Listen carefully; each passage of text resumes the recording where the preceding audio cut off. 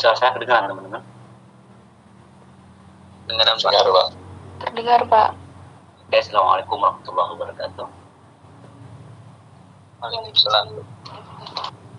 Pada kesempatan kali ini kita kelompok 2 ya, yang bicarakan tentang aspek-aspek emosi dan sosiologi. Di sini ada Maulana Jody, terus kemudian Aisyah Rajwa, dan siapa satu lagi? Hana apa siapa ini? Aulia Dina, Pak. Aulia Dina, oke. Aulia Dina. Silakan untuk ini langsung di-handle teman-teman di kelompok 2. Saya akan menyimak. Monggo. Terima kasih atas waktunya. Assalamualaikum warahmatullahi wabarakatuh. Alhamdulillahirabbil alamin. Wassalatu wassalamu ala asrafil anbiya'i wal mursalin sayyidina wa maulana wa habibina wa syafi'ina Muhammadin wa ala alihi washabbihi wa barik wasallim. Yang terhormat Pak BJ selaku dosen pengampu dan teman-teman semua, terima kasih sudah hadir dalam forum ini. Kami dari kelompok 2 yang terdiri dari saya sendiri Maulana Jody Listiawan, Aisyah Rajwa Sulaiman, dan Aulia Dina Octavia ingin mencoba mempresentasikan apa yang menjadi tanggung jawab kami, yaitu tentang teori sosiologi emosi. Nah, karena banyaknya macam-macam, karena banyaknya kategori yang ada di dalam teori sosiologi emosi ini, maka kami sepakat mengambil tema dari bab 12, yaitu teori sosiologi mengenai rasa bangga dan rasa malu. Silahkan Mbak Aulia untuk slide-nya dijalankan. Nah, yang pertama, secara definisi dan penjelasan, teori pride dan shame ini dipelopori oleh Thomas Schiff. Dalam teori ini, rasa bangga dan malu merupakan salah satu aktivitas personal ya, akan tetapi kehadirannya ini sangat erat kaitannya dengan kondisi-kondisi sosial yang ada di sekitarnya. Misalnya tidak mungkin seseorang akan merasa malu tanpa adanya evaluasi atau tanpa adanya respon dari orang lain. Begitu juga karena kalau ada rasa bangga, maka seseorang ini akan memberikan feedback pada orang lain. Yang pertama, secara implikasi teori kebanggaan dan malu ini menurut Schiff, implikasinya sangat sedikit di masyarakat. Jadi malu dan bangga ini agak sulit untuk dideteksi. Karena apa? Karena mengingat sanksinya yang begitu negatif ketika kita melanggarnya. Misalnya begini, ketika seseorang merasa bangga karena dia mempunyai pangkat jabatan atau prestasi apapun, maka dia akan tidak serta-merta mengekspresikan rasa bangganya ini secara frontal atau secara berlebihan di dalam masyarakat. Karena kalau dia melakukan hal tersebut, maka dia bisa saja akan dicap sebagai orang yang sombong dan sanksi sosial akan menantinya. Begitu juga ketika kita mempunyai rasa malu yang berlebihan, kita tidak mungkin menyalurkannya dengan frontal, dengan tindakan kekerasan atau cemoohan. Dan yang kedua, tindakan malu dan tindakan bangga ini menentukan tindakan kita, menentukan apa yang akan kita lakukan. Misalnya begini, ketika rasa malu itu datang atas evaluasi orang lain dan diri kita sendiri ini mengaktifkan pertahanan atau mampu menyerap dari rasa malu tersebut sebagai sesuatu yang membangun, sesuatu yang menjadi kritik, maka secara tidak langsung malu tersebut akan menjadi kontrol sosial bagi kita. Nah, maka kita akan berbenah diri, kita akan memperbaiki diri dari kesalahan ataupun dari evaluasi orang lain. Akan tetapi sebaliknya, jika rasa malu itu ditolak oleh diri sendiri, maka yang terjadi adalah sikap permusuhan dan konflik. Kemudian menurut Schiff, rasa malu dan bangga ini tidak hanya hadir pada tataran individual saja, tetapi bisa pada tataran makro. rasa malu pada kelompok masyarakat misalnya yang bersifat hierarki karena mungkin ada pengalaman historis yang kelam hingga satu struktur masyarakat tersebut dikucilkan dan merasa malu. Ini suatu saat akan bisa menjadi memori kelam yang sewaktu-waktu bisa digunakan untuk menjadi konflik oleh alat-alat oleh pemimpin politiknya. Jadi secara makro teori sosiologi ini dapat teori emosi dan teori bangga ini dapat mempengaruhi kehidupan masyarakat secara makro. Nah, kemudian slide selanjutnya.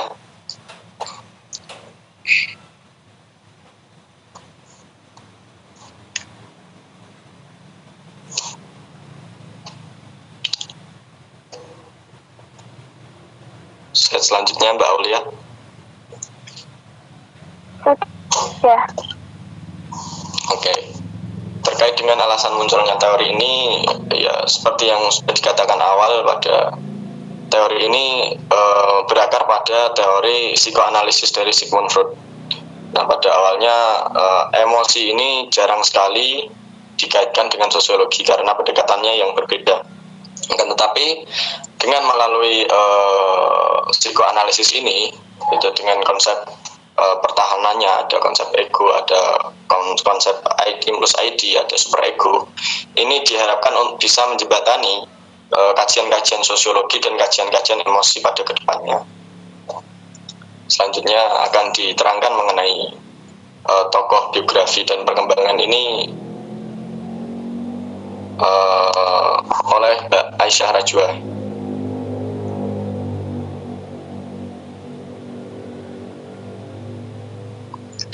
Oke, jadi berikutnya itu mengenai tokoh yaitu Thomas Schaff itu ya. Jadi Thomas Schaff ini dia lahir pada tahun 1929 dan dia merupakan seorang profesor dari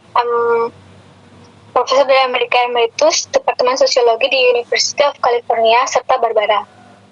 Bidang studinya yaitu terkait dengan dunia emosional atau relasional, penyakit mental, keadilan restoratif, dan kekerasan kolektif. Adapun bidang penelitiannya yaitu psikologi sosial, emosi, penyakit mental, keadilan restoratif, dan kekerasan kolektif.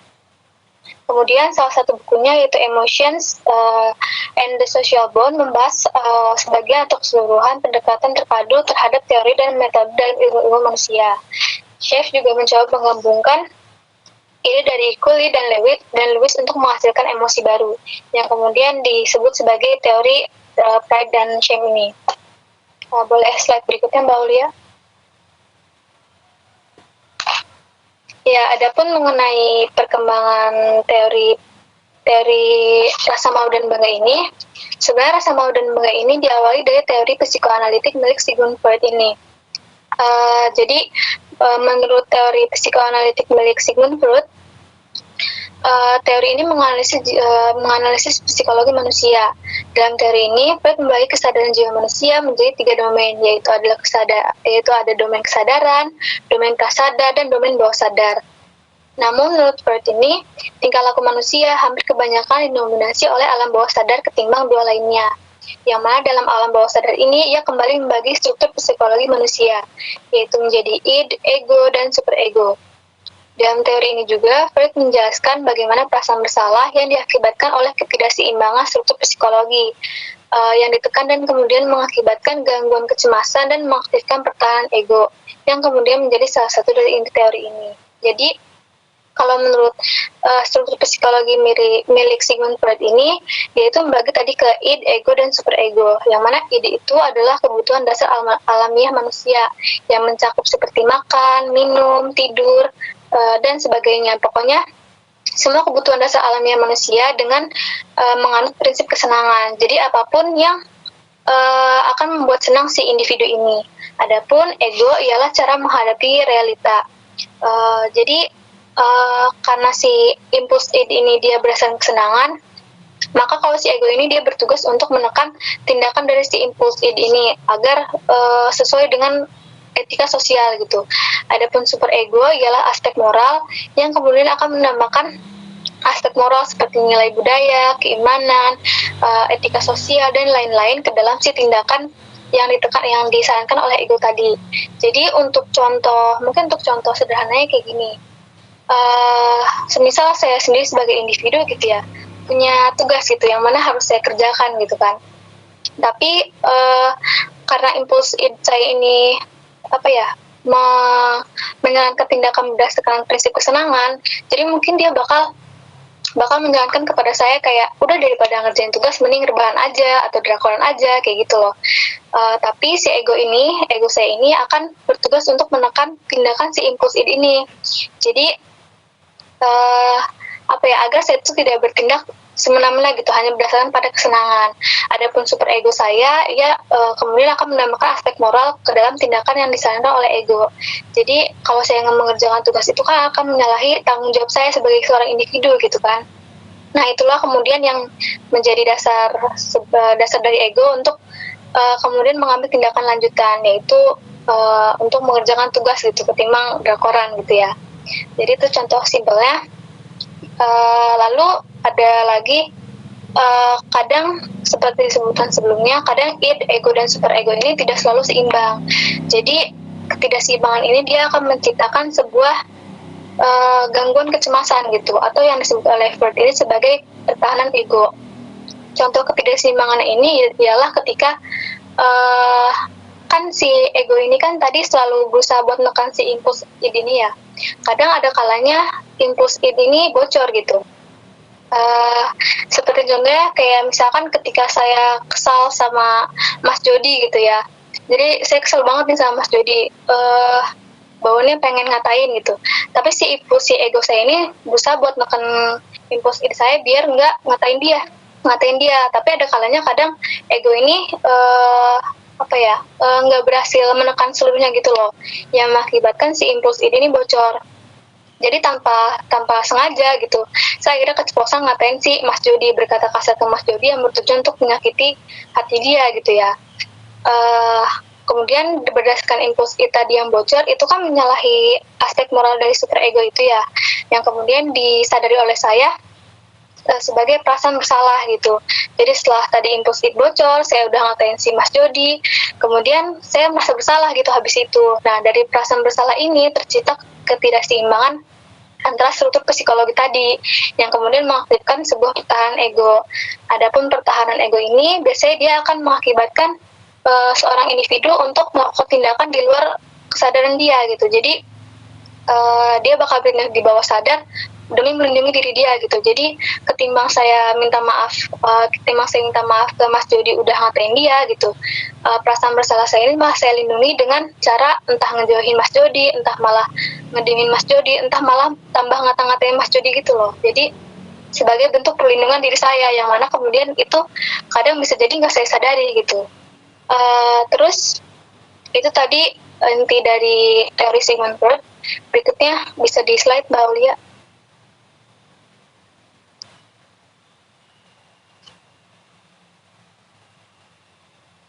Oke, berikutnya ada, mohon maaf ini sebenarnya bukan teori rasa malu ya. Jadi intinya ini adalah psikoanalitik yang dikoreksi oleh Louis Kosser.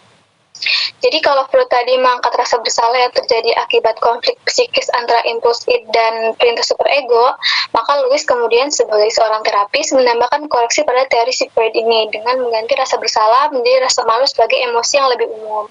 Karena menurutnya rasa malu yang menyerang identitas seseorang lebih memungkinkan untuk membangkitkan mekanisme pertahanan ketimbang rasa bersalah yang hanya akan mendorong seseorang untuk mengkoreksi tindakannya.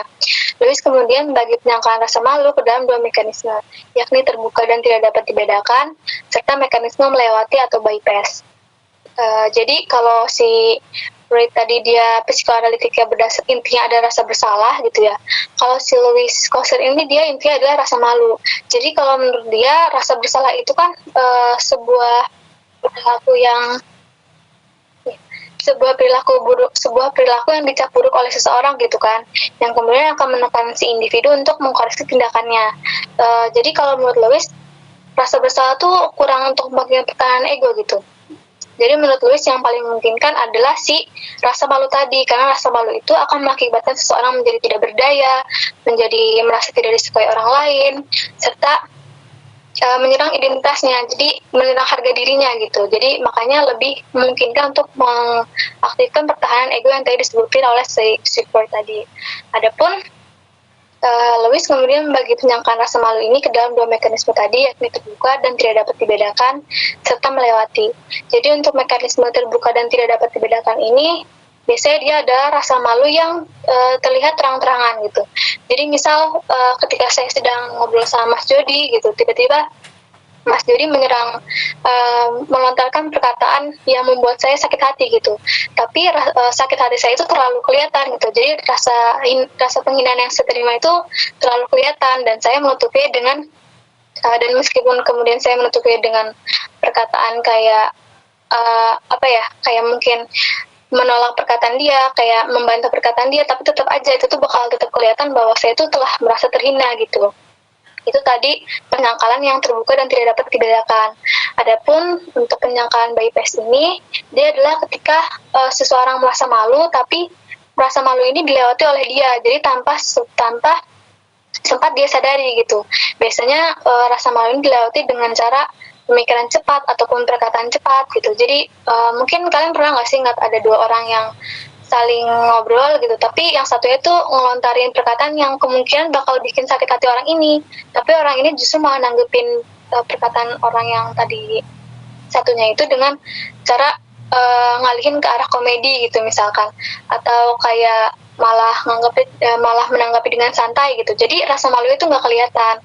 Nah itu yang disebut dengan penyangkalan bypass gitu.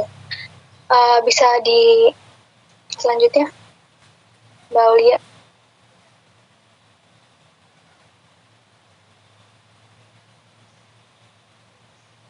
Bisa di next slide Mbak Aulia.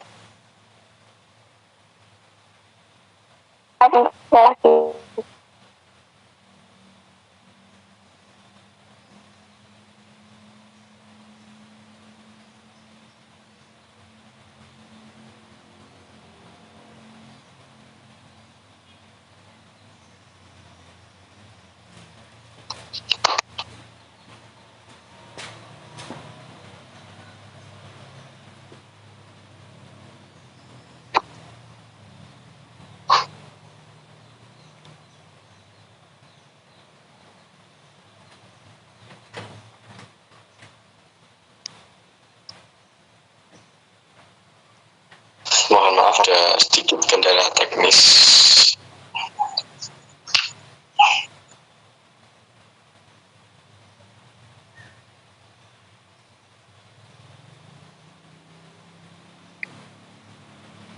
Mungkin bisa dilanjut aja presentasinya tanpa share screen. Jadi sambil menunggu share screen-nya, mungkin saya akan melanjutkan penjelasan. Jadi tadi itu kan setelah teori psikoanalitik yang dikoreksi oleh Lewis Koster, berikutnya ada teori looking glass milik si Harten Cooley. Yang mana teori ini mungkin kalau teman-teman ingat udah pernah dibahas oleh Pak Zainal ya kalau nggak salah, di mata kuliah psikologi sosial. Jadi teori looking glass si Cooley ini dia adalah teori yang mana pandangan individu menciptakan tanggapan orang lain dan memperoleh gambaran tentang diri mereka sendiri melalui berdasarkan evaluasi diri orang lain, berdasarkan evaluasi yang dilantarkan oleh orang lain. Jadi semisal ketika seseorang mengevaluasi perilakunya dengan tanggapan positif, biasanya individu ini akan merasakan perasaan senang dan perasaan bangga. Sebaliknya, ketika ia mendapatkan evaluasi negatif dari orang lain, maka biasanya si individu ini akan merasa sedih dan merasa terhina serta merasa malu gitu. Jadi terus evaluasi ini juga bukan hanya bisa didapat dari interaksi langsung ya, tapi bisa berdasarkan imajinasi individu itu sendiri. Jadi misalkan kayak saya nih, saya kan sekarang sedang presentasi gitu ya. Sebelum presentasi saya membayangkan imajinasi saya bahwa saya akan mendapatkan evaluasi positif dari Pak BJ gitu. Nah dari bayangan saya sendiri itu saya bisa merasa bangga gitu, tapi bangganya itu nggak saya tunjukin. Terus sebaliknya, ketika sebelum presentasi saya membayangkan diri saya mendapatkan evaluasi negatif, biasanya saya akan merasa malu duluan gitu sebelum presentasi, yang bisa jadi kemungkinan bakal mengacaukan presentasi saya kayak gitu. Kemudian berikutnya bisa langsung di skip ke ini Mbak, bisa langsung di skip ke next slide berikutnya.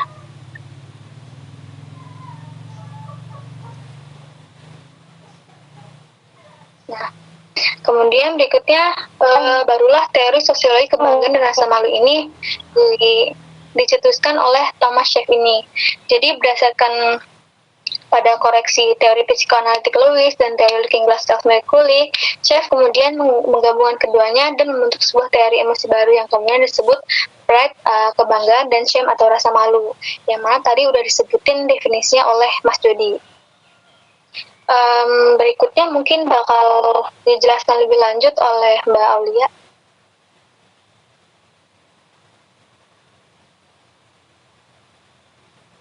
Iya, benar tuh kayak ini kita ambil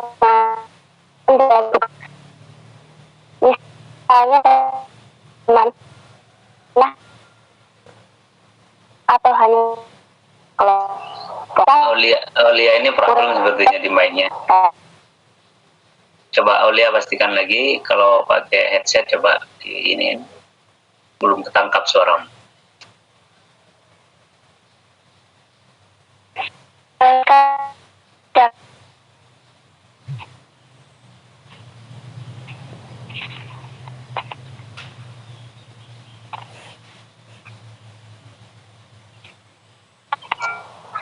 Coba lagi, ngobrol coba.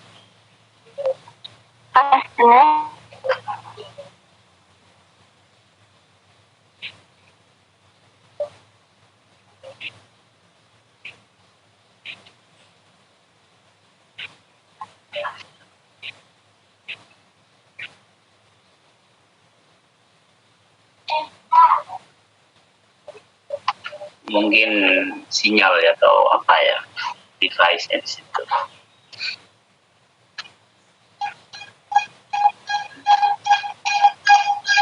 Kalau bukan sinyal, Mbak Aulia, kemungkinan ya masalahmu di ini aja, di mic-nya, apa headset atau apa. Coba lagi ngobrol. Saya apakah terdengar? Coba ngobrol biasa aja Pak, lebih stabil yang kencang. Apakah suara saya sudah terdengar? Ya sudah bagus. Iya, ini kita dan tugas kuliah. Ya misalnya kita sebagai katakanlah tidak ada yang saling atau teman kelompok. Dan saya merasa bahwa orang respect terhadap saya. Misalnya dalam diskusi pendapat saya selalu disanggah. Padahal saya merasa kalau benar-benar dia saya merasa dan saya coba mengingatkan seperti mana tatanan yang tersebut. Jadi saya ada dalam kelompok. Misalnya sama di dalam kelompok ini, apakah saya terlalu banyak bicara atau saya terlalu banyak. Jadi saya lebih berusaha menjaga hubungan dengan orang-orang yang ada di dalam kelompok saya. Jika saya merasa misalnya apaan sih saya menyampaikan pendapat saya tanyakan ini kelompok, maka yang akan terjadi antara saya dan si A akan bermusuhan.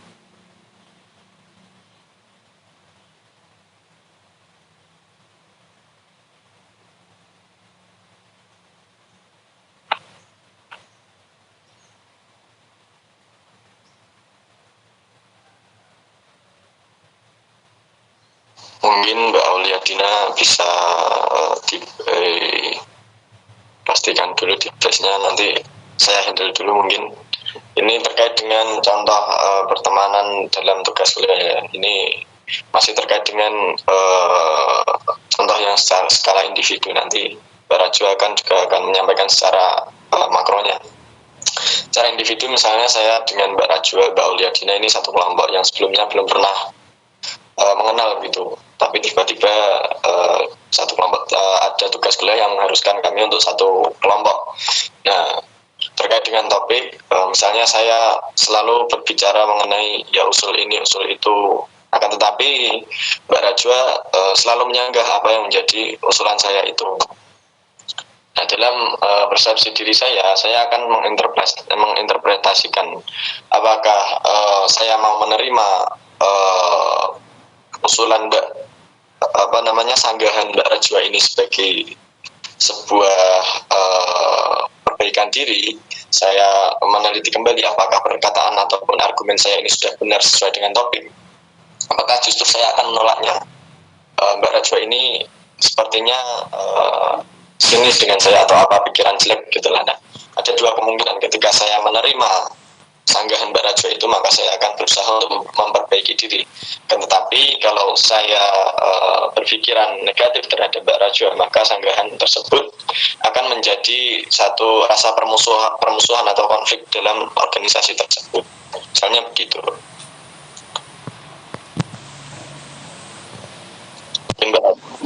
Oke, tadi itu berikut yang Mas Judi bicarakan itu adalah terkait contoh di ranah individu ya, di ranah mikro gitu. Adapun untuk di aspek makronya sendiri itu ada contoh analisis yang dikemukakan oleh Chef, yaitu ialah pada saat kebangkitan Adolf Hitler dan dimulai Perang Dunia Kedua. Jadi pada saat itu Jerman sedang dilanda depresi berat dikarenakan kekalahan yang mereka alami di Perang Dunia ke-1 gitu kan. Nah, kekalahan yang mereka alami itu kemudian menimbulkan rasa terhina dalam diri mereka, rasa malu dalam diri mereka, yang kemudian mengakibatkan sebuah permusuhan yang menyebar gitu. Yang kemudian sama si Adolf Hitler ini dia memanfaatkan rasa permusuhan besar itu untuk diarahkan pada bangsa-bangsa yang merupakan musuh dari Jerman Yahudi dan bangsa-bangsa lainnya. Jadi intinya si Adolf Hitler ini memanfaatkan rasa malu yang dialami oleh penduduknya dengan mengarahkannya sebagai alat politik gitu untuk memerangi bangsa-bangsa lainnya. Adapun kalau di contoh sederhana di Indonesia itu mungkin bisa kita lihat pada kasus Arteria Dahlan yang terjadi 2021 kemarin ya kira-kira. Mungkin di sini ada yang ingat kasus tentang si Arteria Dahlan ini menyindir salah satu hakim di Indonesia yang menggunakan bahasa Sunda dalam pengadilan. Nah, dari sindiran dia ini terdapat kandungan penghinaan gitu kan ya, yang mana kemudian masyarakat etnis Sunda merasa terhina atas sindiran dia, merasa identitasnya diserang, merasa tidak dihargai dan sebagainya. Yang kemudian rasa malu yang dialami bersama-sama oleh etnis Sunda ini kemudian menumpuk dan mengakibatkan mereka kembali menyerang si Arteria Dahlan ini. Jadi dapat dilihat dari kedua contoh tersebut bahwa emosi malu dan bangga ini dapat mempengaruhi pergerakan sosial dan fenomena di masyarakat kita seperti itu.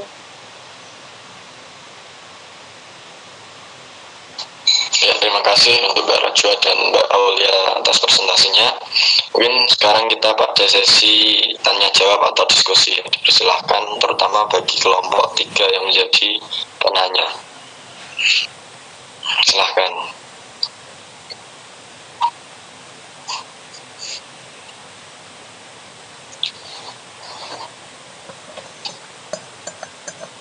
Silahkan kelompok 3. Terima kasih pada kelompok 2. Saya mau bertanya terkait dengan presentasi dari kelompok 2 tadi. Kira-kira ada nggak beda dari fobia sosial dengan rasa malu itu? Perbedaan apa, Mbak? Fobia sosial? Iya, perbedaan fobia sosial sama rasa malu. Mungkin itu saja. Terima kasih. Oke. Mungkin ada tambahan lagi?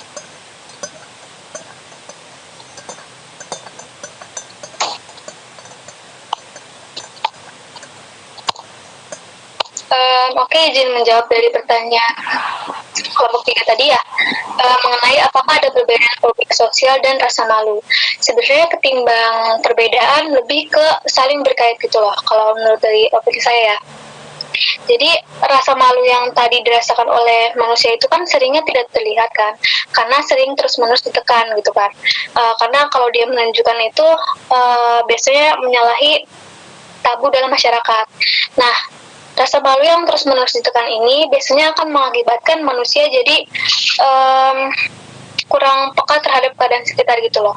Jadi dia lebih fokus ke dirinya sendiri ketimbang pandangan orang lain gitu.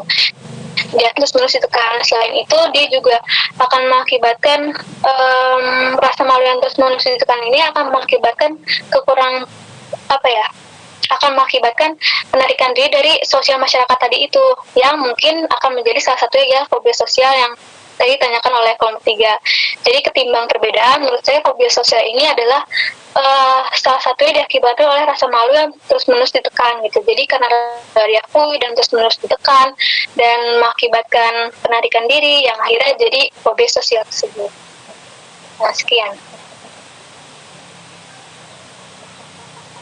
Bagaimana Mbak Ayu Dwi Marinan atas jawabannya? Apakah ada sanggahan atau bagaimana?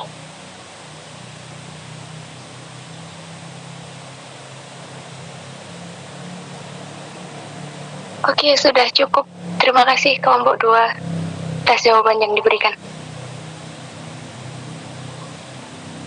Silahkan teman-teman, jika masih ada pertanyaan lagi yang ingin ditanyakan.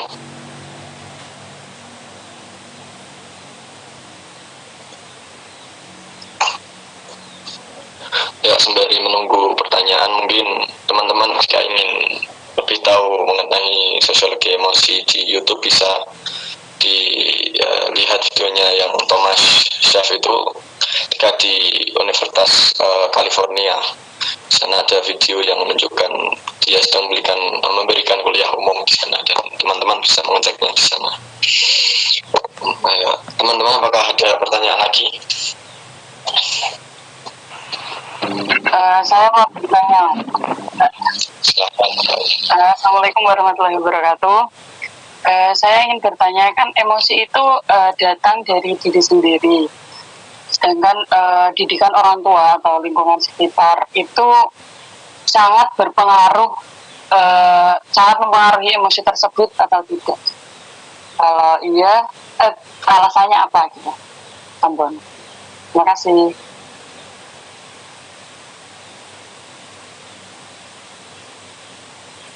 Ya, terima kasih atas pertanyaannya, yaitu apakah didikan atau lingkungan sosial ini berpengaruh terhadap emosi gitu ya. Mungkin kami akan mendiskusikannya lebih dahulu, atau mungkin Mbak Rajwa ingin menjawab atau Mbak Aulia.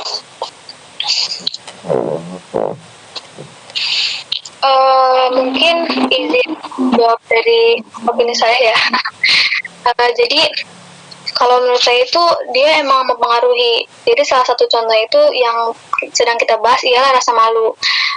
Rasa malu yang ditekan tadi kan selain menimbulkan efek fobia sosial yang tadi, kadang juga menimbulkan menimbulkan ledakan kemarahan.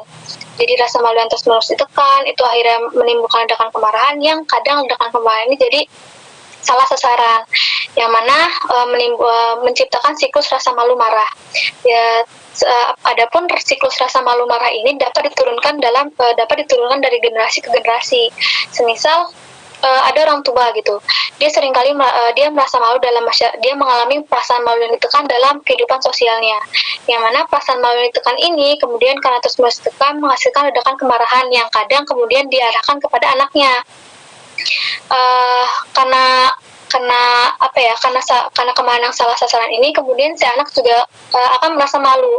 Jadi dia akan bertanya-tanya mengenai kenapa saya dimarahi gitu sama orang tua saya. Yang kemudian perasaan malu oleh si anak itu juga ditekan oleh dia, dan kemudian akan menghasilkan ledakan kemarahan juga yang mungkin bakal salah sasaran ke entah anak dia suatu saat nanti, entah ke teman-teman dia. Jadi seperti itu. Jadi menurut saya itu berpengaruh karena alasannya emosi ini dapat diturunkan dari generasi ke generasi gitu, seperti itu. Mungkin dari Mas Jody atau Mbak Alia mau nambahin juga, silahkan. Ya, mungkin bagaimana Mbak Umi ketika emosi itu memang ada pengaruhnya terhadap dari keturunan atau lingkungan sosial gitu. Apakah ada tanggapan lain dari Mbak Umi? Sudah cukup. Terima kasih Mbak Rajwa, Mas Jody. Oke, sama-sama. Ya, masih dipersilahkan untuk teman-teman yang lain untuk bertanya terkait dengan topik kita kali ini. Ya, silahkan Mas Rahmat mengangkat tangan. Assalamualaikum warahmatullahi wabarakatuh. Terima kasih ke moderator. Ini saya mau nanya, ketika tadi ada sebuah rasa malu yang ditekan, ada nggak sebuah rasa bangga yang juga ditekan, dan efek apa yang terjadi ketika rasa bangga ini ditekan? Tadi kan juga dijelasin kalau rasa bangga itu terlalu meluap-luap, atau saya salah menangkap tadi, terlalu meluap-luap itu akan juga menjadi hal yang negatif malahan itu. Kalau rasa bangga itu yang ditekan ada nggak? Dan apa efek yang akan terjadi ketika rasa bangga itu kita tekan? Ya, terima kasih atas pertanyaannya. Mungkin tadi saya juga sudah menjelaskan terkait dengan rasa bangga. Implikasinya itu sedikit di masyarakat ya, ketika kita meluapkan rasa bangga secara berlebihan akan berdampak pada kemungkinan kita diberikan sanksi sosial secara negatif itu lebih besar, karena kita mungkin bisa dicap sebagai orang yang sombong, besar kepala atau apa gitu ya. Tapi mungkin kalau secara ditekan atau disembunyikan, mungkin kita bisa mendiskusikan dulu dengan kelompok-kelompok kami gitu.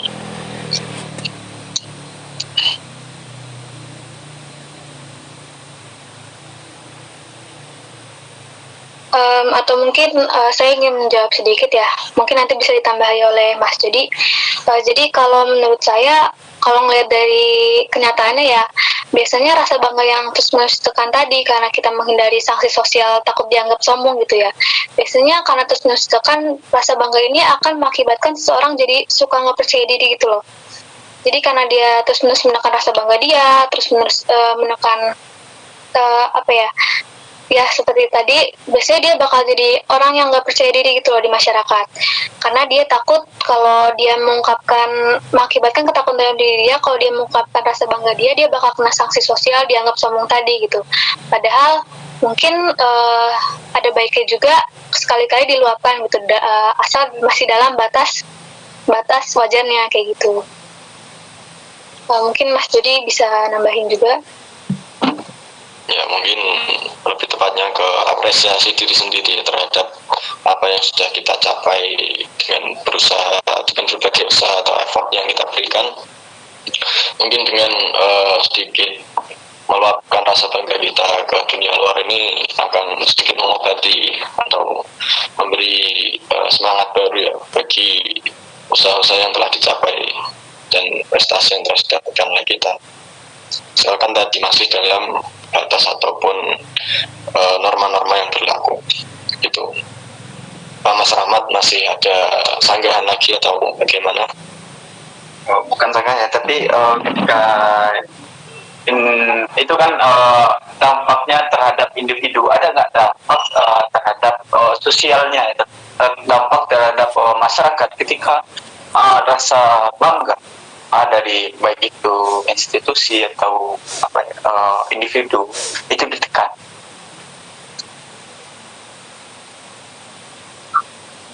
Izin menjawab nggak, Mas Jody? Bukan jawab sih. Ya, silakan.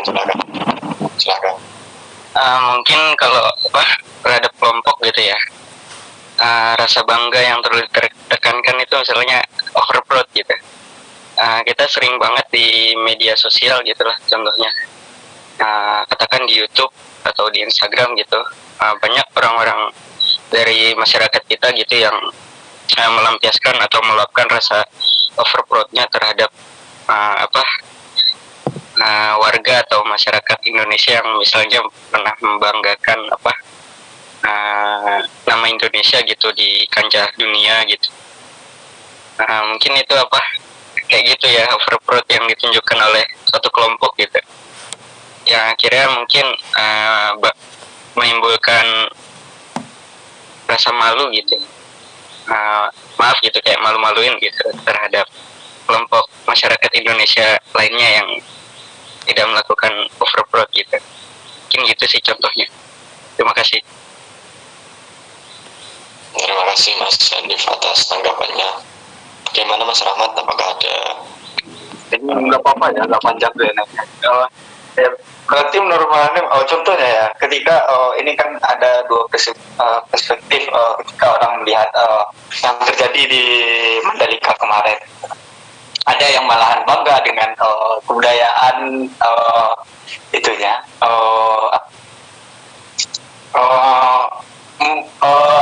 pawang hujan, dan ada yang malahan malu karena dianggap nggak di ranah sana, ketika dukun itu nggak di ranah sana bermain.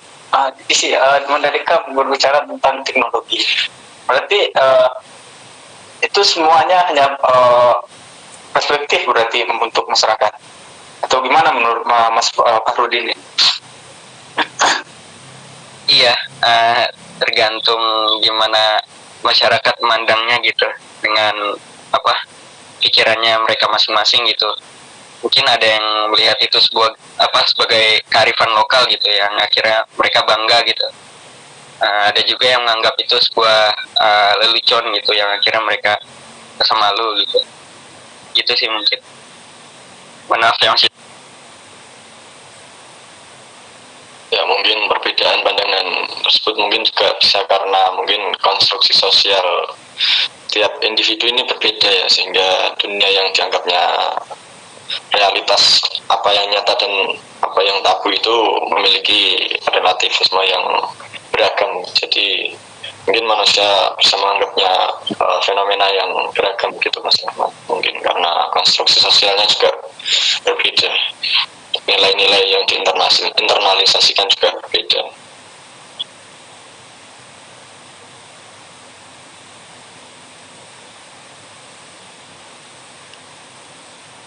Apakah Mas Rahmat masih ada tanggapan yang lebih lanjut? Ya, terima kasih kepada berdua ya, dan Mas Fahrudin atas tanggapannya. Assalamualaikum warahmatullahi wabarakatuh. Waalaikumsalam. Masih dipersilakan untuk teman-teman yang lain, apakah ada pertanyaan?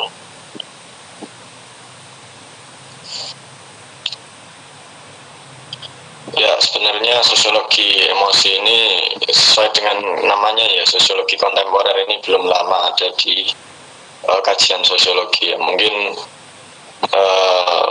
30 tahun terakhir pada abad ke-20 ya, 1970-an ya. Dan mungkin kajiannya itu banyak sekali, dan ada berbagai macam kategorisasi tentang emosi ini yang disangkut pautkan dengan sosiologi. Selain ini mungkin juga ada Herbert Mead yang pernah mengungkapkan tentang ketika rasa malu itu, atau individu ketika di sebuah organisasi sosial dia merasa bangga, dia mempunyai dia mendapatkan prestasi, dia dihargai sehingga dia merasa bangga dan dia bisa berkembang di situ, maka dampaknya adalah dia akan menyalurkan energi positif yang secara tidak langsung akan menguatkan solidaritas di organisasi tersebut. Itu juga sebaliknya, ketika seorang kurang dihargai dalam satu organisasi, dia merasa malu, tertekan, tidak dihargai, kemungkinan besar dia akan menyalurkan energi yang negatif yang akan mungkin saja akan memicu konflik atau merusak hubungan kelompok gitu. Mungkin ada lagi yang mau ditanggapi? Izin bertanya.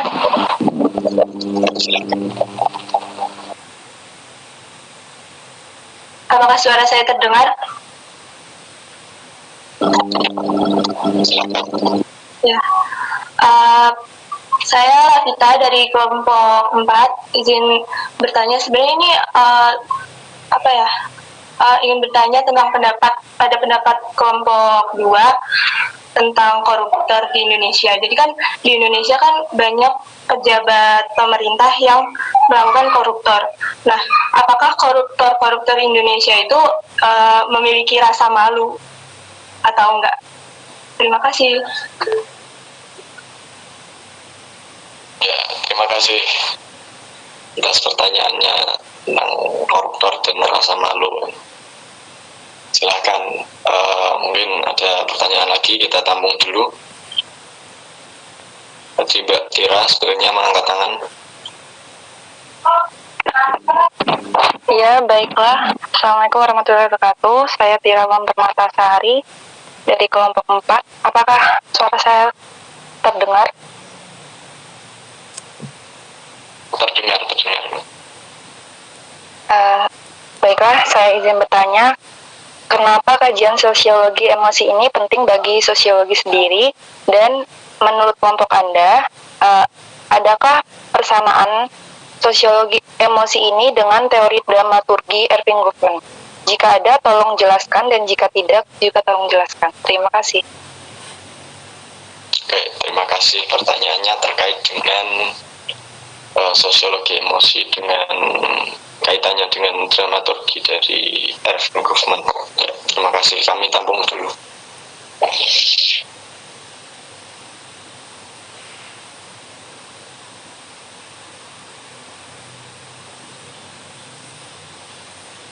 Ya, mungkin sedikit menjawab dulu dari Mbak Lavita ya, nanti mungkin bisa ditambahkan dengan Mbak Rajwa yang tadi di materi. Ketika seseorang ini biasanya menutupi rasa malunya dengan kegiatan-kegiatan yang lainnya, walaupun orang lain sadar bahwa kegiatan yang dia lakukan itu berimplikasi pada stigma sosial yang ini koruptor harusnya malu atau bagaimana, tetapi mungkin dalam dirinya karena dia menerima pertahanan tersebut ataupun justru menolak pertahanan tersebut, dia menggunakan gestur-gestur yang lain ketika di depan publik. Misalnya dia tidak menampakkan wajah malunya, justru tersenyum atau gembira atau bagaimana, mungkin begitu. Mungkin menutupinya dengan berbagai macam hyperspeed atau gerakan-gerakan yang ya mungkin bisa menutupi rasa malunya gitu. Mungkin Mbak Rajwa bisa menambahkan.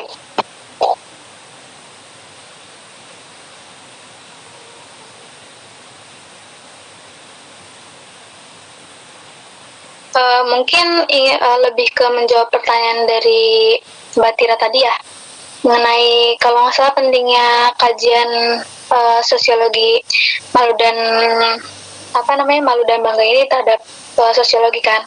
Jadi kalau menurut saya itu pentingnya itu adalah kenapa kajian ini penting. Pertama, karena kajian ini dapat membantu kita untuk melihat bagaimana dinamika emosi dapat mempengaruhi pergerakan di sosial di masyarakat seperti itu. Kemudian yang kedua, kenapa dia penting? Karena sosiologi bangga dan malu ini sebenarnya emang cukup penting karena keberadaan dia itu kemudian mempengaruhi teori-teori yang lain seperti teori psikoanalitik yang pada akhir nanti akan dicetuskan oleh Turner itu ya. Tapi karena di sini kita fokus ke bangga dan malu, jadi teori itu nggak kita bahas. Kemudian berikutnya juga kalau nggak salah dia itu menjadi dasar buat teori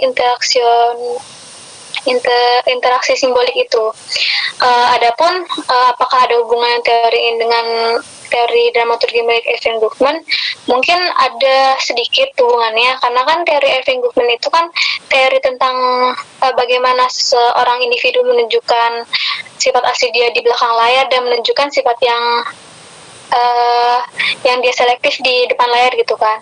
Nah, kalau mungkin ada hubungan sedikit dengan kayak kenapa si individu ini memilih untuk menunjukkan sifat asli di belakang layar ini, dikarenakan dia takut terhadap perasaan malu apabila dia menunjukkan sifat asli dia di depan layar seperti itu. Sedangkan apapun sifat entah gambaran, entah entah penilaian diri dia yang ditunjukkan di depan layar, itu didasari atas rasa bangga yang dia miliki terhadap hal tersebut gitu. Jadi misalkan kayak di Instagram ya, kita ambil contoh simpel misalkan di Instagram. Kayak di Instagram itu foto-foto yang kita tunjukin itu kan nggak semua foto ya. Foto-foto yang bikin kita kemungkinan bakal dinilai malu-maluin oleh masyarakat itu nggak bakal kita post gitu kan di Instagram. Dengan foto yang menurut kita bakal memberikan rasa bangga terhadap diri kita itu pasti bakal kita post gitu, kayak foto-foto yang bagus atau estetik kayak gitu contohnya. Mungkin Mas Jody bisa nambahin atau Mbak Aulia.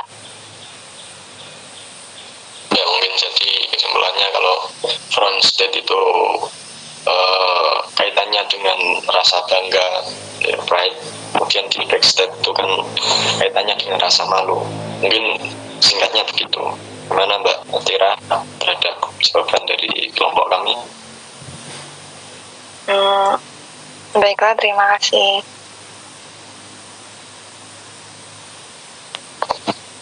Oke, terima kasih. Masih ada yang ingin ditanyakan? Kalau tidak, kelompok kami akan mengakhiri presentasi ini, dan kami mohon maaf karena kami juga masih tadi kayaknya Mas tadi kayaknya Mbak Asna angkat tangan deh. Silakan Mbak Asna. Oh iya, Assalamualaikum warahmatullahi wabarakatuh. Suara saya udah jelas belum ya?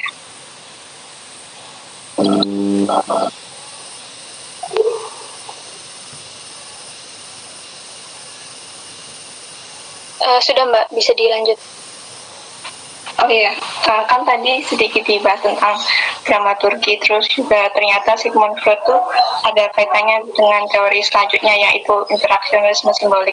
Nah tadi waktu penjelasan kelompok 2 itu sekilas saya tuh kepikiran gitu, apakah teori dari psikoanalistik Sigmund Freud ini tuh ada hubungannya sama teori psikoanalistiknya Carl Jung gitu. Namanya tuh Carl Gustav Jung kalau nggak salah. Carl Gustav Jung. Nah, kan itu soalnya seingat saya itu kalau Sigmund Freud kan tadi ada ide ego sama superego. Kalau Carl Jung kan itu ada persona, terus animus sama shadow.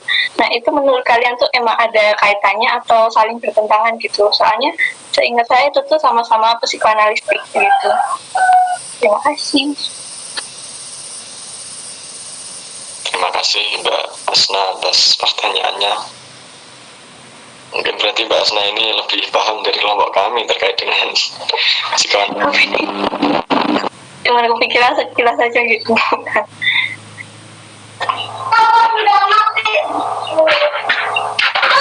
Mungkin ini apa namanya, teman-teman, saya mohon maafin saya interupsi di ini ya, karena diskusinya kemudian sangat psikologis ya. Apalagi pertanyaan Asna juga kan tentang Jang itu, Gustav Jang itu kan sangat psikologis sekali. Jadi mungkin tidak perlu dijawab di sini kelompok 2. Terima kasih Pak PC. Ya, mungkin yang lain. Tidak, kami akan mengakhiri presentasi ini. Ya, sebelumnya kesimpulannya adalah bahwa emosi ini dapat memengaruhi berbagai gerakan-gerakan sosial ya, baik itu bentuknya cinta atau marah, malu, bangga dan sebagainya. Dan kami mohon maaf apabila banyak kesalahan, banyak kekurangan dalam presentasi ini. Assalamualaikum warahmatullahi wabarakatuh. Waalaikumsalam warahmatullahi wabarakatuh.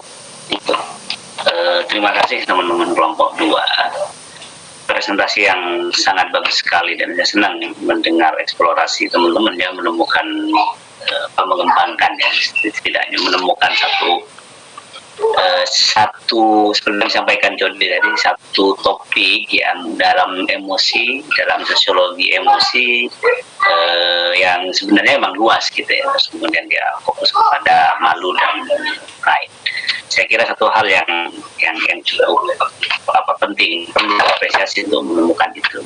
Karena saya sengaja memang memberikan teman-teman seluas mungkin kira-kira di sosiologi emosi dia akan masuk ke mana. Itu yang memang yang ingin saya dengar seperti itu. Jadi teman-teman menemukan cara spesifik yang tadi mulai dari siapa namanya chef sendiri ya misalnya. Ini memang salah satu di antara yang cukup intens ya, membicarakan tentang emosi ya, secara spesifik tentang mental ill ya, tentang sakit mental. Thomas Chef ini salah satu yang menonjol, khususnya tapi sangat psikologis sebenarnya, jadi psikologi sosial. Dan kelompok 2 menemukan orang ini, saya kira satu hal yang membanggakan dan saya senang sekali. Saya mohon maaf sebelumnya saya lupa, misalnya saya Asna kalau nggak salah ya, pertanyaan tentang yang sangat psikologis sekali ya, kalau Ustaz Jo misalnya ngomongin sebagai bagian dari psikoanalisis, ya itu sah-sah saja ya sebenarnya. Kalau misalnya mau dijawab, tapi karena saya paham ini bukan kelas psikologi, teman-teman misalnya Rajwa sudah berjuang sedemikian rupa untuk menjelaskan Sigmund Freud, itu sudah hal yang menyenangkan sekali gitu ya. Jadi saya sekarang ingin kembali kepada topik saya yang ditanyain oleh siapa kan, Tira ya, ngomongin apa sebenarnya peran atau tujuan dari sosiologi emosi ini, apa pentingnya terhadap ilmu sosial, kira-kira begitulah pertanyaan. Ini pertanyaan yang menjadi sangat penting dijawab sebenarnya, dan meskipun sudah dijawab oleh kelompok 2, saya kira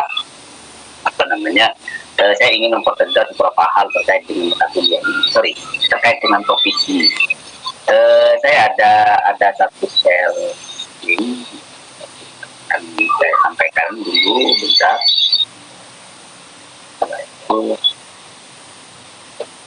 Oke. Teman-teman sekalian, saya ingin memastikan bahwa screen saya dibaca oleh, bisa kebaca kalian. Bisa ya? Oke. Teman-teman sekalian, saya ada satu, ini sangat terkenal sekali, ini dengan bendera ini. Tapi ya dibilang tidak ada kaitannya langsung dengan emosi sih, bisa, ataupun juga ada kaitannya. Ini satu novel yang sangat bagus, ini adalah terjemah dalam bahasa Indonesia, namanya Milan Kundera. Cara memusnahkan bangsa adalah dengan menghapus memori, menghancurkan kebudayaannya dan sejarahnya. Karena apa? Terkait dengan memori, terkait dengan sejarah, ya kehidupan manusia pada prinsipnya juga sangat spesifik ya, peran dari emosi itu sendiri. Emosi kognitif, kognitif itu satu bagian yang sangat integral dalam, itu nggak bisa dihilangkan. Meskipun pada perkembangan sosiologi awal itu nggak pernah dilirik, nggak apa-apa. Tapi kemudian dalam perkembangan berikutnya kita sedang membicarakan itu. Nah, sebelum nanti melompat terlalu jauh, kita penting sekali untuk melihat taruhlah gampangnya tentang sejarah teori lah, kenapa harus ada sosiologi emosi. Kelompok 2 tadi sudah menyebut Harvey Mead, Erving Goffman misalnya, siapa lagi sampainya Carlos Hutton Poli misalnya. Itu satu usaha yang patut diapresiasi orang-orang ini. Jadi mereka ini kalau kita lihat sejarah, kemarin kita sudah saja saya kalian sudah belajar sosiologi modern, sudah belajar tentang jadi kalau kita nyebutin nama-nama kayak Harvey Mead, Erving Goffman, Colli, tapi Colli nggak terlalu masuk ke sosiologi international simbolik, tapi bisa masukkan di sini. Artinya apa? Teori-teori sosiologi yang fokus membahas tentang mikro, tentang behaviorisme, tentang tindakan sosial, tentang aktor, tentang agen, tentang agent. Kajian-kajian tentang tentang mereka ini disebut dengan sosiologi mikro, itu sebenarnya secara umum itu juga menyasar tentang bagaimana psikologi sosial itu. Jadi kalau tadi bahasan kita pada emosi, terus kemudian dari mana muncul dalam konteks teori lah ya. Pertama tentu saja kalau kita langsung mau secara gampang ya, untuk menuduh apa yang punya hak untuk ngomongin emosi, kira-kira begitu ya. Itu psikologi.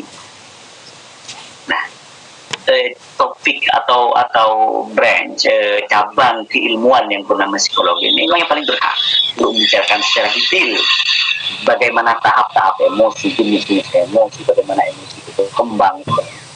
Tapi konteksnya tetap kepada pembangunan diri. Jadi development of self atau self development. Itu psikologi. Psikologi hanya mampu di situ. Membaca psikologi, membaca emosi, bagaimana emosi seorang, apakah marah, cinta, benci, malu, apalah segala macam, ya. Terus kemudian efeknya terhadap dirinya, terhadap perkembangan dirinya. Nah, ini kalau kemudian mau dicari dari mana sejarah emosi, teman-teman tentu saja sudah paham ini. Terus kemudian apa yang menjembatani? Nah, ini yang paling penting, yang menjembatani. Di psikologi ada behaviorisme gitu saja. Kalian kalau tertarik ya bisa dibaca ya behaviorisme, tindak perilaku. Terus kemudian apa yang menjembatani? Yang menjembatani adalah psikologi sosial atau social psikologi. Nah ini banyak. Di sosiologi ada yang di sini, di psikologi ada yang di sini. Jadi ini kan saya posisinya di tengah. Jadi psikologi ada yang ke psikologi sosial, yang sosiologi juga ada yang sosiologi sosial. Sosiologi psikologi sosial ya. Jadi aspek-aspek sosial dari psikologi.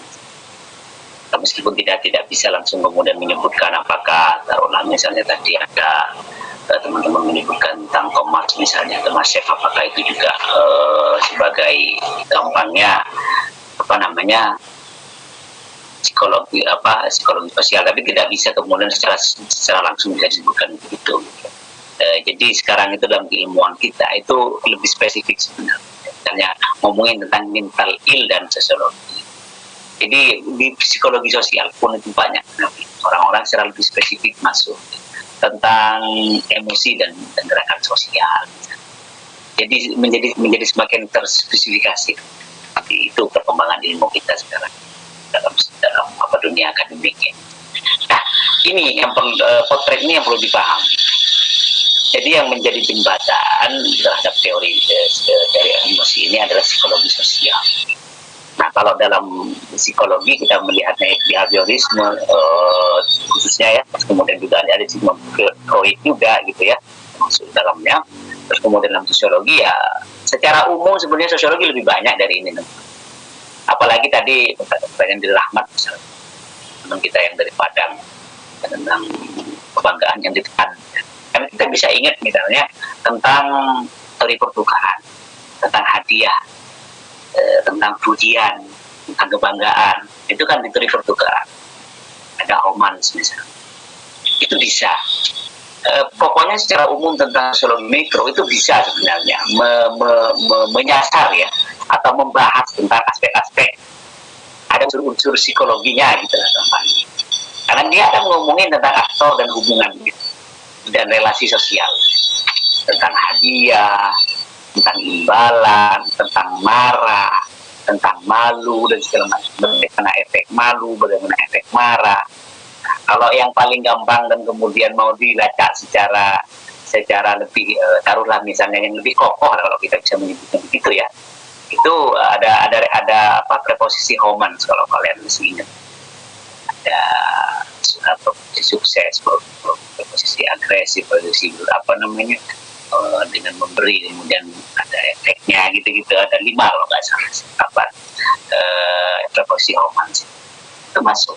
Dalam sosiologi pun sekali lagi itu tidak hanya 3 orang ini, sama Erving Goffman yang dari banyak orang yang bicarakan tentang emosi dalam psikologi, dalam sosiologi itu Goffman.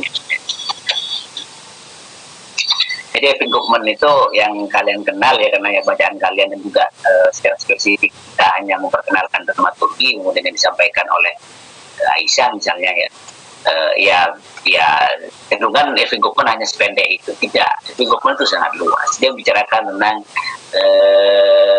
everyday life, ritual. Dia bicarakan tentang ritual keseharian. Itu banyak bukunya Erving Goffman. Dia bicarakan tentang marah, bicarakan tentang ya kebanggaan, trauma juga termasuk setting group. Jadi sangat luas sekali kalau kita masuk kepada setting group, maksudnya teori-teori yang lain selain dramaturgi. Kalau dramaturgi ya ini memang yang gambarnya secara kaitannya dengan psikologi dengan interaksi simbolik itu yang paling tepat, paling kuat. Tapi kalau kita misalnya mau melacak yang lain, setting group sangat banyak. Bicarakan tentang ya kehidupan sehari-hari kita, cinta, marah, apresiasi, itu banyak sekali dibicarakan oleh Group. Kalau misalnya secara teknis kita juga bisa menemukan sosok kayak Garfinkel misalnya, yang dia memperkenalkan tentang etnometodologi. Di antara kalian mungkin masih ada yang ingat, apa saya bisa ingat, melihat kemarin kita apa itu etnometodologi, itu juga terkait dengan komunikasi, competition, dialog segala macam, percakapan. Itu juga bisa masuk dalam konteks bagaimana sebenarnya emosi itu bisa dipelajari. Jadi toolsnya sebenarnya sudah banyak. Termasuk yang dilakukan oleh Thomas Seth ini juga pernah memakai kalau tidak salah dalam salah satu risetnya ya. Itu pendekatan atau cara etnometodologi juga untuk bisa mengukur. Karena banyak pun juga ini kan masuk ke ilmu pengetahuan, teman-teman. Ketika masuk kepada teori, masuk kepada scientific metode sains misalnya, itu kan nggak bisa serampangan. Itu pasti ada metode-metodenya. Nah, Thomas Seth ini juga pakai composition analysis. Bagaimana kita memahami tentang misalnya trauma, memahami tentang kemarahan, misalnya kayak apa ekspresinya, bagaimana bentuknya, terus kemudian efek sosialnya kayak apa, kira-kira begitu. Artinya kalau misalnya teman-teman tertarik diskusi lebih lanjut dalam studi apapun yang namanya ilmu ya, ilmu apa itu kan butuh metodologi inilah yang harus kita ambil. Nah ini secara teori yang sekilas perlu dipahami. Terus kemudian yang kedua, saya bisa menyebutnya ini sebagai variasi saja ya, variasi lebih lanjut dari apa itu sosiologi emosi. Simpelnya begini, jadi sosiologi emosi itu ingin mempelajari aspek-aspek psikologis, aspek-aspek emosi. Ya emosi lah gampangnya, aspek-aspek emosi dengan psikologis. Psikologi kan lebih luas lagi, aspek-aspek emosi misalnya. Bagaimana kaitannya dengan tindakan sosial?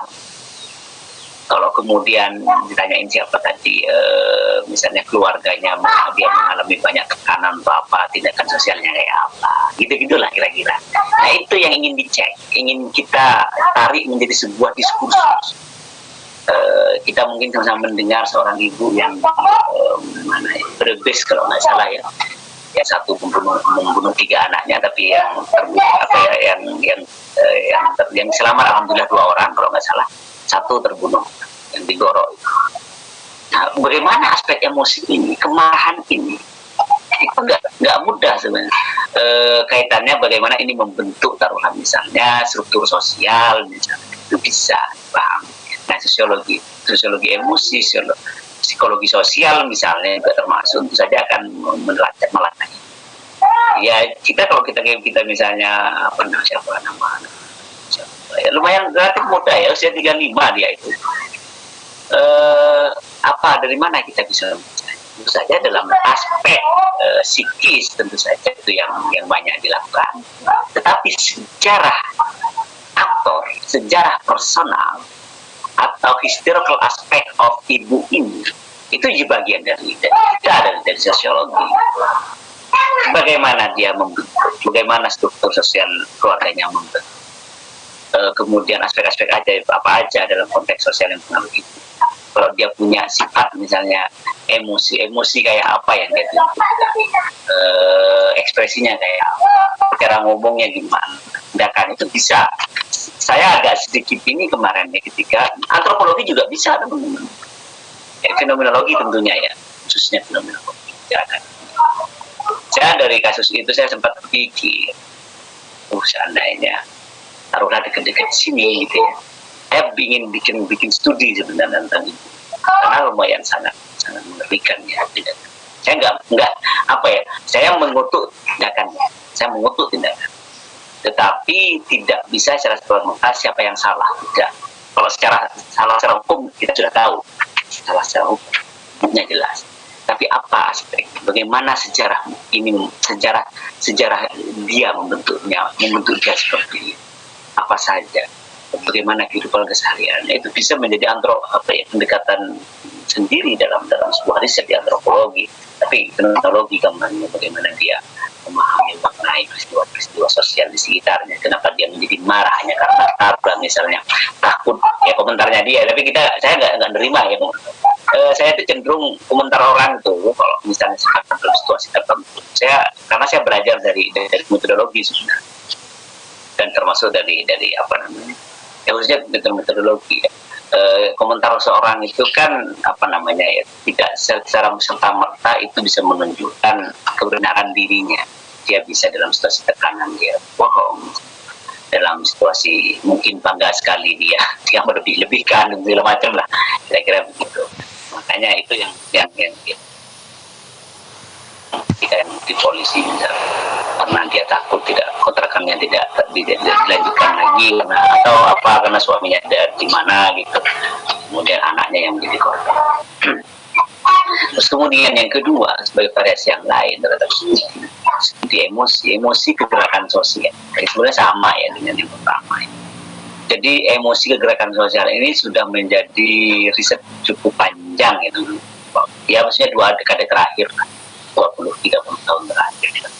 Ada Jack Goodwin ini salah satu yang membicarakannya. Silakan teman-teman di buku rujukan itu ada Jack Goodwin, kalau nggak salah saya tulis saya copy paste di situ, silakan dibaca. Ada James Jasper juga, itu 2 orang ini yang cukup relatif tinggi. Sebenarnya menarik teman-teman ini.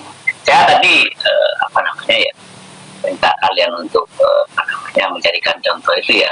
Saya sedang meradar kira-kira apa yang muncul. Rata-rata ya apa yang disampaikan Jody itu jadi copy paste kalian setelahnya tentang marah, tentang cinta dan tentang haters dan lovers misalnya. Nggak berkembang terlalu misalnya buat ke yang lain, padahal sangat mungkin ya kalau misalnya kita melebihi dari sekedar cinta dan benci. Ya betul apa yang disampaikan Jody di kuis tadi di WA ya, itu sudah pas terkait dengan benci dan suka dan pengaruh. Padahal lebih dari itu. Misalnya kita mau mencoba bagaimana emosi bekerja, coba taruhlah begini, kita kenal dengan post-truth ya, pasca kebenaran. Ini fenomena menarik yang menandai post-truth ini fenomena menarik yang menandai bagaimana kehidupan sosial kita hari ini. Nah, kita kecenderungan menangkap kebenaran itu kan bukan karena kita mencari kebenaran, tapi karena kita ada pendirian kita itu kan emosional. Misalnya gini, kalian mencari sebuah dalil apalah Al-Quran, hadis segala macam, itu kan banyak sekali itu tuh membenarkan pendirian kalian. Kita punya pendirian bahwa karena misalnya minum air pagi-pagi itu sebuah punya pendirian dan diyakini minum air pagi-pagi bisa sehat. Kemudian dicariin tuh dalil-dalil yang mendukung pendirian. Nah itu postur. Jadi bukan kebenarannya yang dicari, tetapi mencarikan alasan dan dalil untuk mendukung kebenaran yang dia pegang. Nah ini fenomena yang sangat masif sekali, terutama terkait dengan narasi agama tentu saja, dan yang lain-lain. Matinya kepakaran, punya Thomas Eccles, teman-teman coba cari buku judulnya Matinya Kepakaran. Itu bagus sekali itu, mengeksplorasi secara detail tentang bagaimana kepakaran, bagaimana matinya kepakaran. Judulnya Matinya Kepakaran. Bagaimana orang tidak butuh pakaran, tidak butuh yang namanya kebenaran. Ini memang kayak gitu terus sekali. Makanya disebut sebagai postur era kita. Hati-hati. Saya memang misalnya saya tadi di semalam itu balas-balasan di WA di Twitter sama seorang yang punya akun palsu. Saya sengaja memang untuk hiburan, capek dan Dia awalnya terlibat dengan diskusi ketika saya upload tentang plagiarisme. Siapa namanya? Fahmi Amhar yang itu profesor. Saya lumayan sangat ketat ke siapapun yang soal plagiarisme. Nggak peduli orang kolega saya, kan saya kritik gitu ya. Kok misalnya dalam situasi yang kasih saja. Nah, ada yang komentar.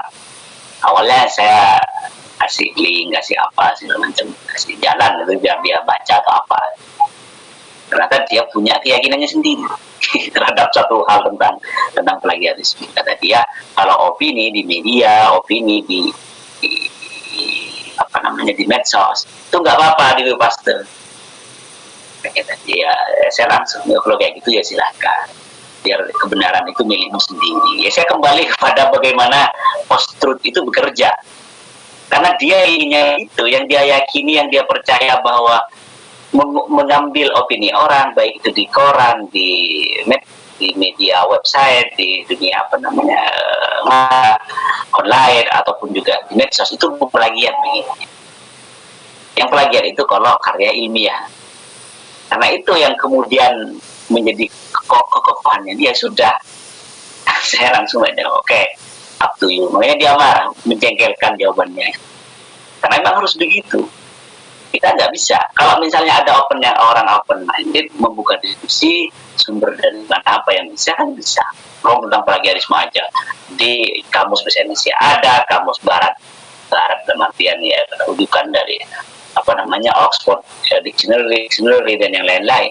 Bahkan di undang-undang itu ada definisinya tentang plagiarisme, tapi dia mulai semua itu. Ya kalau sudah mulai kayak gitu ya kan lanjutkan. Oke, seperti kamu yang maha benar, kan selesai di situ. Ya urusan dia dengan kekokohannya sendiri. Ya kalau saya personal tentu saja saya berdoa ya semoga segera dia bisa menemukan cara lain.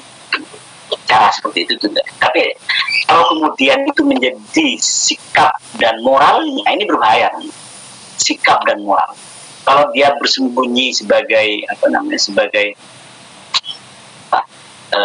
akun bodong, akun robot misalnya, tapi dia dibikin-bikin, kita terima, dibikin-bikin, dia sengaja ingin bikin-bikin. Tetapi kalau itu adalah kesadaran dia, cara dia, itu berbahaya sekali. Kalau generasi kita kayak gitu tuh repot. Kalau bahasa gambarnya nggak bisa diomongin gitu. Terus kemudian selanjutnya ada memory evokes emotion, misalnya ada mistal misalnya. Nanti kita masuk sini sedikit aja. Terus kemudian ada trauma personal, kolektif, nasional. Ini bagus sekali. Ini Jeffrey Alexander ini salah satu sosiolog yang cukup kuat ya. Yang bicarain tentang cultural sosiologi budaya. Terus kemudian emosi dan social bond tadi atau masyarakat itu juga bisa jadi bukan istilahnya itu dasar studi emosi lah atau variasi studi emosi dan sangat banyak yang lain lagi teman-teman, tidak hanya ini misalnya hanya kata istilahnya ya biar saya mencoba mencarikan yang paling utama ya saya ngomongnya yang paling utama emosi kegerakan sosial ini yang paling utama. Bagaimana emosi kolektif, emosi personal, hormonal, dan bagaimana efeknya terhadap gerakan sosial. Ini bagus sekali. Terus kemudian yang kedua trauma misalnya dan gerakan sosial itu juga masuk. Thomas Seth meskipun cukup banyak karya-karyanya tapi tidak terlalu menonjol gitu. Karena bagaimanapun juga para sosiolog juga nggak terlalu suka sebab kita bilang sejujurnya ini nggak terlalu suka mempreteli pengalaman personal bagaimana emosi dan segala macam, nggak terlalu suka sosiolog karena juga kan ada kelasnya juga ada pembagiannya juga kan. Ada konstruksionisme atau strukturalisme misalnya, ada interaksionalisme. Ini duanya terbenturkan. Jadi mazhab Durkheim sejak dari Auguste Comte, Durkheim yang lain-lain misalnya, itu yang memaksa individu, meniadakan individu, yang kelompoknya Weber sampai sekarang misalnya, yang menghidupkan individu, mempreteli tindakan sosial individu, itu terpotok-potokan gitu. Makanya walaupun juga ada upaya integrasi dan segala macam, ya tetap saja itu akan mengefek. Bagi mereka yang sedikit strukturalis, ya berpikir apa pentingnya emosi, itu urusan ini aja, kita lihat saja. Kalau kemudian emosi menjadi tindakan sosial, maka tindakan sosialnya itu yang kita pelajari, kan begitu. Selanjutnya, oh ya, ini memori ya. Saya kira dulu ya memori. Sebenarnya apa ya, ada hal yang menarik juga studi tentang memori, teman-teman. Memori trauma itu bagian yang sangat. Tadi kalau nggak salah, para Rajwa ya bicarakan tentang Adolf Hitler misalnya. Bagian dari bagaimana trauma dan memori itu sejarah Eropa sangat genting ya, kalau bisa kita menyebutnya begitu ya. Kita menjelang Perang Dunia Kedua ya, Adolf Hitler di Jerman sana itu menghabisi banyak suku bangsa. Nah, oke, ini terakhir ya teman-teman. Itu ya saya juga mau mengatakan tentang memori. Jadi ada beberapa dalam konteks studi sosiologi yang tidak bisa dinafikan itu sebelum kita kemudian ujuk-ujuk membicarakan emosi.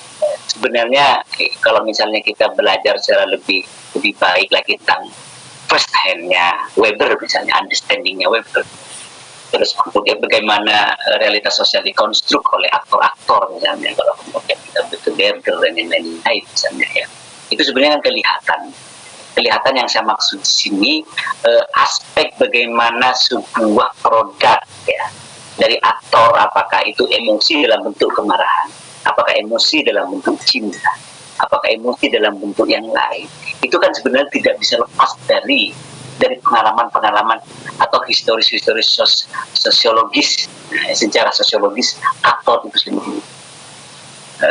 Misalnya dalam salah satu studi di ilmu sosial kan menyebutnya sebagai biografi historis misalnya.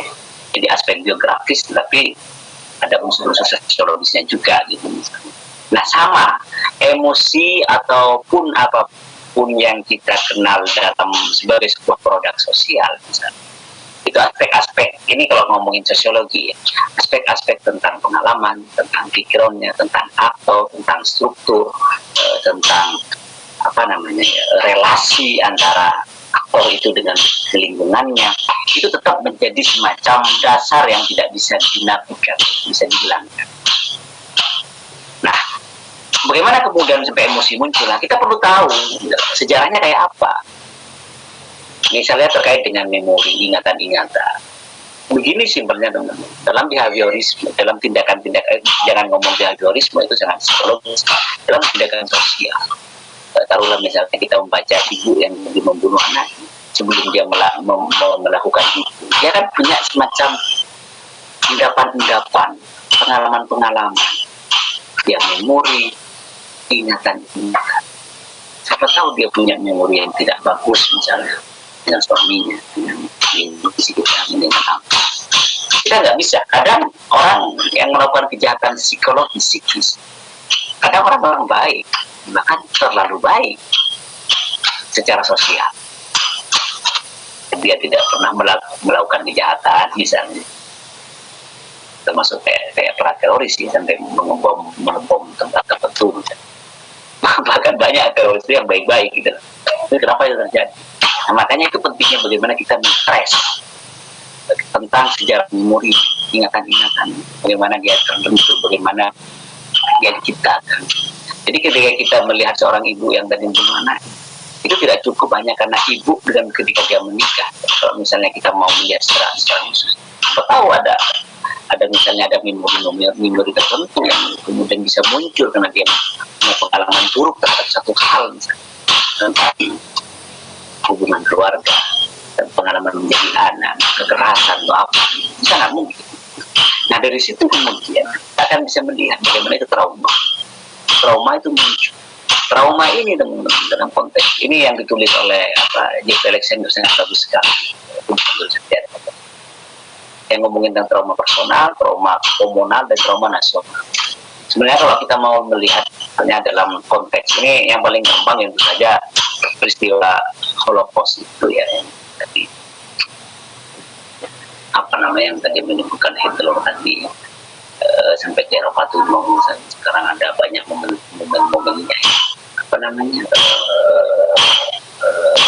peringatan-peringatannya, untuk peringatan selamat itu kan terkait dengan memori, kemudian terkait dengan trauma. Jadi memori ini kan satu, saya nggak tahu ya teman-teman di dalam konteks psikologi sebenarnya, tapi juga dalam hazanah klasik ya, kalau nggak salah Imam Ghazali dalam salah satu kitab misalnya ingat bagaimana kita itu ingatan kita, otak kita itu bisa menyerap menerima juga antara yang buruk dan yang baik. Jadi kekuatan tentang akal dan main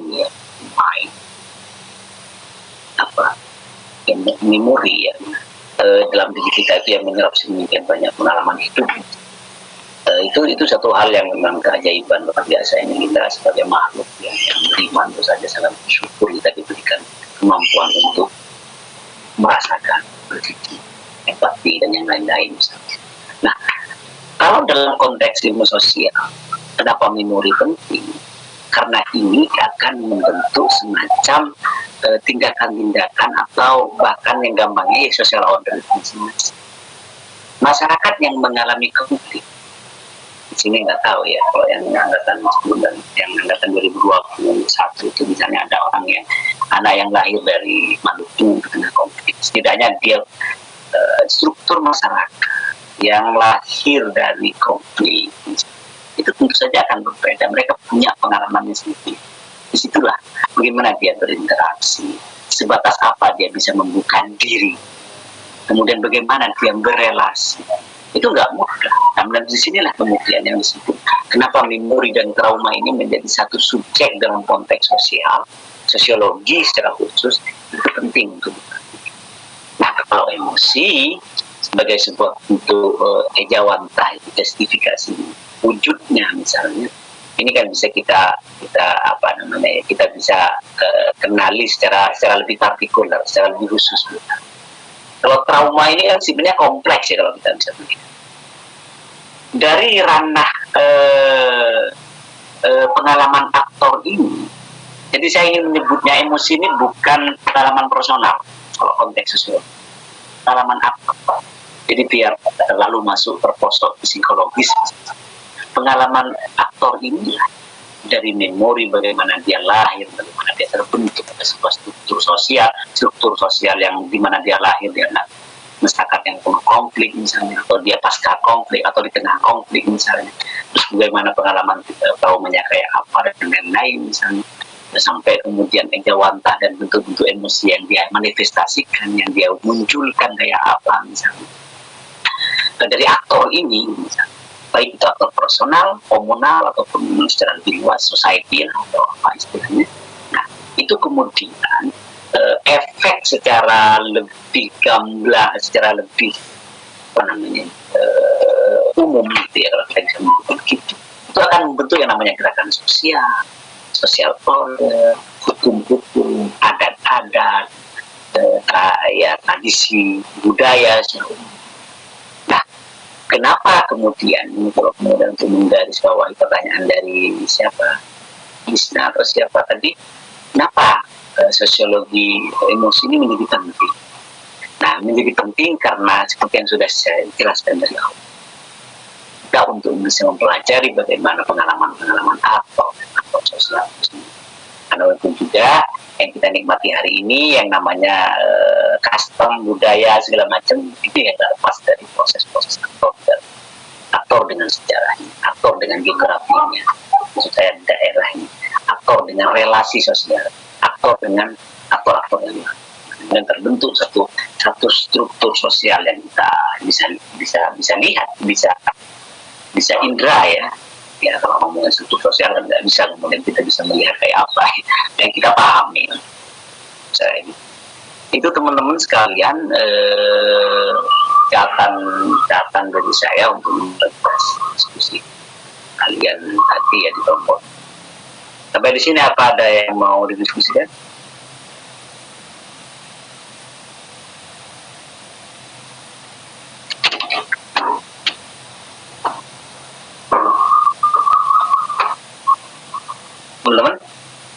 sepertinya cukup ya. Kalau memang ada silakan, saya buka mic, saya kasih kesempatan.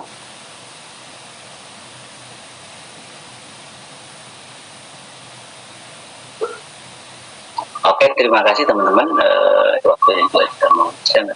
Oh ya, sebelum saya lupa, saya tadi buka daring. Semoga kalian nggak lupa. Silakan langsung dicek di daring, teman-teman. Buka apa absensinya di isi. Terima kasih. Assalamualaikum warahmatullahi wabarakatuh. Baik, saya langsung buka. Assalamualaikum warahmatullahi wabarakatuh. Assalamualaikum warahmatullahi wabarakatuh. Pak. Terima kasih.